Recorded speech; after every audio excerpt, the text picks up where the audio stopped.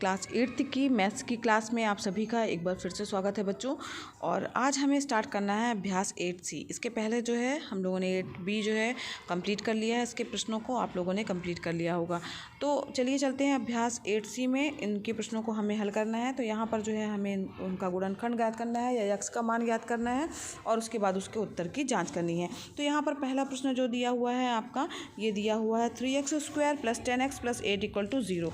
तो यहाँ पर जो है इस चीज़ को ध्यान दीजिए, ये जो भी दिया होगा इसमें यहाँ पर ये जो समीकरण है वर्ग समीकरण आपका ax² + bx + c के रूप का होगा।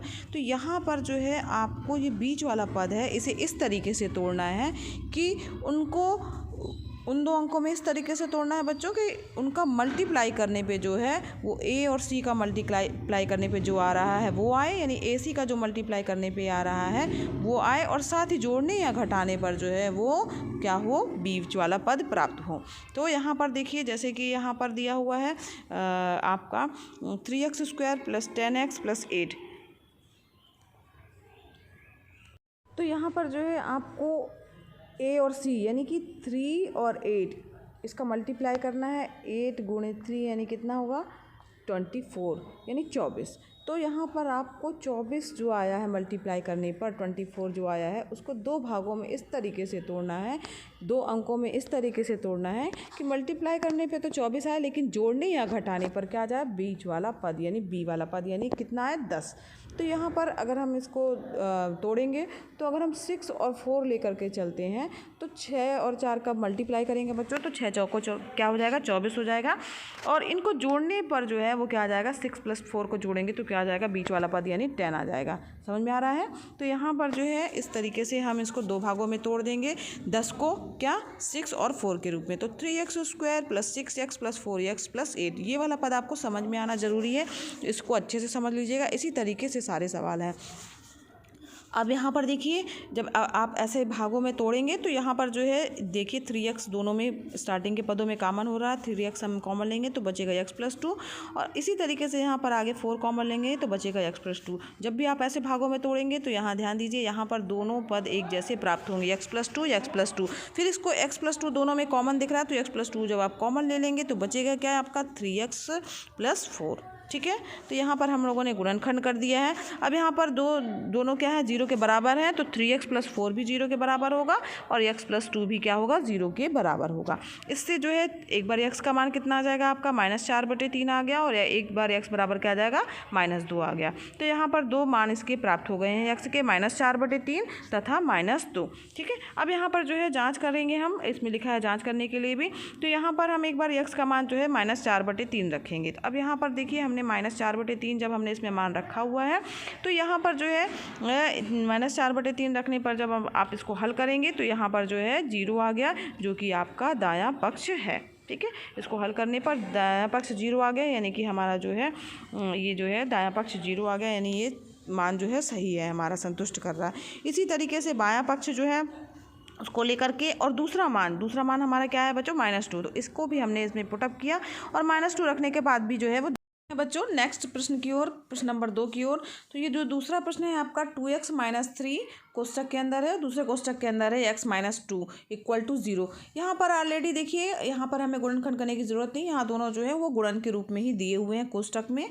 ठीक है। तो या तो ये वाला पद 0 होगा या तो ये वाला पद 0 होगा। अगर 2x - 3 = 0 आएगा ना, तो 2x बराबर क्या आ जाएगा, 3, और x = हो जाएगा 3/2। और अगर हम x + 2 = 0 लेते हैं बच्चों तो x बराबर क्या आ जाएगा, -2, यानी x के हमारे पास में दो मान प्राप्त हो गए, x बराबर 3/2 और x बराबर -2।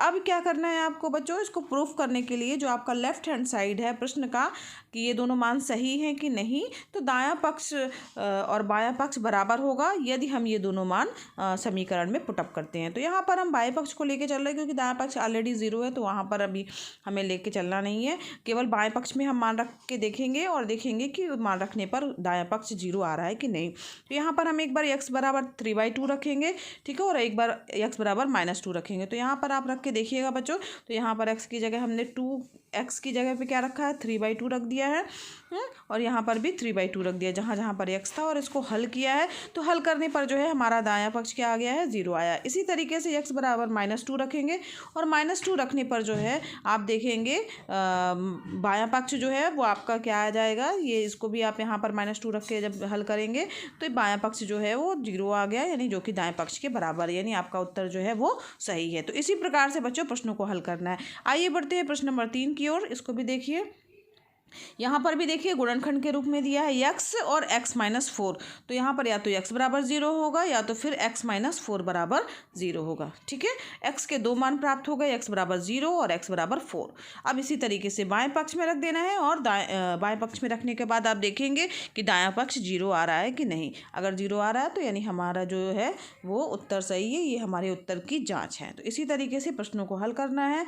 अब यहाँ पर आगे बढ़ते हैं। ये जो है हमारा चौथा प्रश्न है x² + 7x इक्वल टू 44।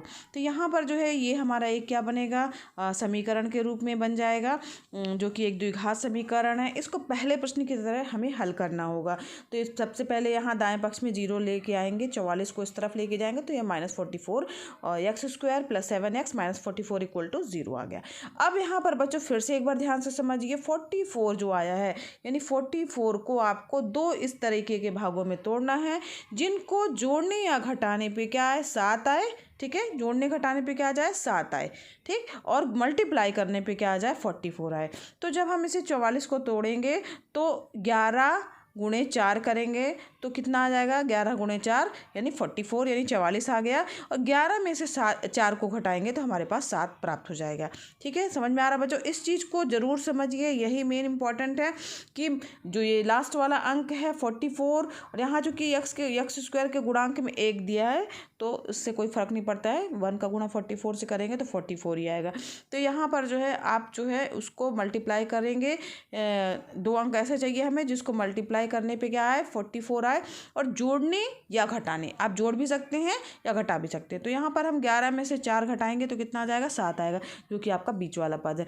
तो यहाँ पर हम इसको 7x को क्या लिख सकते हैं, x² + 11x - 4x - 44। समझ में आ रहा बच्चों? हमने यहाँ पर 7x की जगह पे क्या लिखा है, 11x - 4x। ठीक है, अब यहाँ पर जो है x कॉमन ले लेंगे तो x + 11 आ जाएगा, और इसी तरीके से यहाँ पे -4 कॉमन लेंगे तो x + 11 आ जाएगा। एक जैसे पद यहाँ पर प्राप्त होंगे। अगर यहाँ पर एक जैसे पद नहीं प्राप्त हो रहे हैं, इसका मतलब है आप कहीं ना कहीं कुछ मिस्टेक कर रहे हैं। ठीक है, अब जब एक जैसे पद यहाँ पर दोनों प्राप्त हो गए, तो x + 11 को आप कॉमन ले लेंगे तो क्या बचेगा, यहाँ का x बचेगा और यहाँ का -4 बचेगा। ठीक है, तो यहाँ पर क्या बच गया आपके पास में, x - 4। अब ये दोनों जो है वो मल्टीप्लाई के रूप में आ गए, इक्वल टू 0। ज़्यादातर प्रश्नों में हमारे पास में ये स्टेप दिया रह रहा था, लेकिन यहाँ पर अब यहाँ तक पहुँचने के लिए आपको ये पूरा प्रोसेस करना होगा। ठीक है, तो अब यहाँ पर जो है x + 11 बराबर भी 4 होगा और x - 4 बराबर x + 11 बराबर भी 0 होगा और x - 4 बराबर भी 0। इससे x के 2 मान आ गए, x बराबर -11 आ गया और x बराबर 4 आ गया। अब 2 मान प्राप्त हो गए, अब इसे हम चेक करेंगे। तो जांच करने के लिए आप क्या करेंगे, जो बायां पक्ष है आपका उसमें आप मान रखेंगे और देखेंगे वो दाएं पक्ष के बराबर है या नहीं। तो बायां पक्ष जो है आपका x², प्रश्न में देखिए ये जो प्रश्न है, ठीक है, x² + 7x बराबर 44। तो x² + 7x जब यहाँ पर हमने इसको रखा तो यहाँ पर क्या आ गया आपका बच्चों, x² यानी -11 का स्क्वायर + 7 × x का मान कितना है, -11। तो यहाँ हमने रखा तो दायां पक्ष हमारा कितना आ गया, 44। ठीक है, तो इस प्रकार से दायां पक्ष बराबर बायां पक्ष आ रहा है, यानी कि जो हमारा मान प्राप्त हुआ है वो -11 वाला सही है। इसी तरीके से हम दूसरे मान को भी जांचेंगे। दूसरा मान हमारा क्या आया है बच्चों, x = 4। तो यहाँ पर जो है x = 4 रखेंगे। 4 रखने पर भी बायां पक्ष बराबर जब हल करेंगे तो दायां पक्ष 44 आ रहा है, यानी हमारा उत्तर जो है वो सही। इस प्रकार से चारों आपके प्रश्न जो है ये कंप्लीट हो गए। तो अब यहाँ पर देखिए आगे भी जो है ये अगला प्रश्न है, इसमें भी आप इतना देख लीजिए कि इसको किस तरीके से तोड़ना है। यहाँ पर ध्यान दीजिए बच्चों, जो तोड़ने वाली चीज़ है यहाँ पर अब आपको क्या करना है, ये 8 जो है और ये 3 है, इन दोनों का मल्टीप्लाई करेंगे तो 8 × 3 कितना आ जाएगा, 24, यानी 24 के रूप में है। 24 जो अंक है वो उसको तोड़ना है हमें दो भागों में, जिसको जोड़ने या घटाने पर बीच वाला पद यानी क्या आए आपका 10 आए। तो 24 को दो भागों में किस तरीके से तोड़ सकते हैं, दो अंक ऐसे कौन से हो सकते हैं जिनको जोड़ने घटाने पर 10 आए और मल्टीप्लाई करने पर 24 आए। तो यहाँ पर हम 24 को 12 और 2 में तोड़ सकते हैं। 12 दूनी 24 हो जाएगा और 12 में से अगर हम 2 घटा देंगे तो कितना आ जाएगा बच्चों, 10 आ जाएगा। समझ में आ रहा है, ये 12 और 2 में हमने तोड़ लिया। यही इंपॉर्टेंट है समझना। इसी तरीके से यहाँ पर तोड़ करके जो है आप इसको जो है गुणनखंड के रूप में पार्ट करके इसका गुणनखंड निकाल सकते हैं। ठीक, तो अब यहाँ पर हमने इसको तोड़ दिया। 10x की जगह हम क्या लिखेंगे, 12x माइनस 2x। ठीक है बच्चों, तो यहाँ पर अब हम यहाँ पर 12x माइनस 2 कर दिया हमने। अब यहाँ पर 3x कॉमन आ रहा है, कॉमन ले लेंगे तो x प्लस 4 आएगा। यहाँ पर -2 कॉमन लेंगे तो x प्लस 4 आ जाएगा। एक जैसे पद देखिए मिल रहे हैं, यहाँ ध्यान दीजिएगा। एक जैसे पद अगर आपको नहीं मिले तो यानी आपने कहीं ना कहीं कोई मिस्टेक की है, उनको जो तोड़ा है दो भागों में वो सही तरीके से नहीं तोड़ा है। ठीक है, तो ये यहाँ पर x प्लस 4 दोनों में कॉमन आ रहा है, ये हमने कॉमन ले लिया। बचा क्या आपके पास में, ये 3x और ये -2, तो 3x माइनस 2 यहाँ पे दूसरे कोष्टक में आ गया। अब ये गुणनखंड के रूप में टूट गया है। अब चूंकि दोनों का मल्टीप्लाई 0 दिया है तो या तो ये 0 हो जाएगा या तो ये। ठीक है, यानी ये दोनों जो है 0 के अलग अलग बराबर होंगे। तो x का मान आ गया -4 और एक x का मान आ गया 2/3। ठीक है, अब यहाँ पर आपको उसी तरीके से जैसे जांच करने की प्रक्रिया है, बाएं पक्ष में आप मान रखिए और देखिए दाएं पक्ष के बराबर आ रहा है कि नहीं, ये आपको बन जाएगा। इसी तरीके से आप जो है इसे रख करके देखिएगा दोनों मानों को। x बराबर एक बार -4 रखिएगा और एक बार x बराबर 2/3। इस तरीके से जो है ये आपका उत्तर जो है आएगा, दोनों पक्ष जो है वो बराबर आएंगे। अब इसी तरीके से बच्चों आगे के प्रश्न भी हैं। ये प्रश्न नंबर 6 है, यहाँ देख लीजिए इसको किस तरीके से हल किया गया है। यहाँ पर जो है जो हल किया गया है वो ये दिया हुआ है, इसमें इस तरीके से जो है वो आपको हल करना है। यहाँ पर जो बीच वाला स्टार्टिंग में यहाँ देखिए इस प्रश्न में ये जो मल्टीप्लाई के रूप में तो दिया, लेकिन यहाँ बाद में प्लस भी लगा हुआ है, दिख रहा है। तो यहाँ प्लस लगे होने के कारण हमें क्या करना होगा, यहाँ पर जो है उसे जो है ये गुणनखंड को तोड़ना होगा। तोड़ने के बाद हल करने के बाद जो है इसमें 3 जोड़ना होगा, तो एक हमारे पास में अलग द्विघात समीकरण आएगा। अब इसे हमें दो भागों में तोड़ना है। अब यहाँ पर 6, ये जो अंक है 6 और 2, इन दोनों का मल्टीप्लाई करेंगे तो कितना आ जाएगा, 12 आ जाएगा। 6 गुणे 2, 6 दूनी 12, यानी 12 को आपको दो भागों में इस तरीके से तोड़ना है कि जोड़ने या घटाने पर 7 आए। ठीक है, बीच का अंक क्या दिया हुआ है, 7। तो यहाँ पर हम इसको 4 और 3 में तोड़ सकते हैं। 4 तिहाई 12 हो जाएगा और जोड़ने पे क्या आ जाएगा, 4 धन 3 7 आ जाएगा। ठीक है, जो कि बीच वाले पद के बराबर होगा। तो इस प्रकार से हमने इसको तोड़ दिया। इसी तरीके से इसके गुणनखंड निकाल लेंगे। x के मान आ जाएंगे 2 और इन मानों को दाएं पक्ष और बाएं पक्ष में रख के आप हल कर लीजिएगा। तो इसी तरीके से बच्चों इस प्रश्नावली के सवाल हैं, इन सवालों को आप करिएगा, आपको मेथड समझ में आ गया होगा। ठीक है, तो यहाँ पर देखिए नेक्स्ट प्रश्न भी इसी तरीके से, प्रश्न नंबर 7 भी है, इसे भी देखिए। ये आपका जो है ये किस तरीके से किया गया है। इसी तरीके से आपको जो है द्विघात समीकरण को दो भागों में तोड़ते हुए जो है और उसके गुणनखंड ज्ञात करने हैं और x का मान जो है 2 मान प्राप्त होंगे।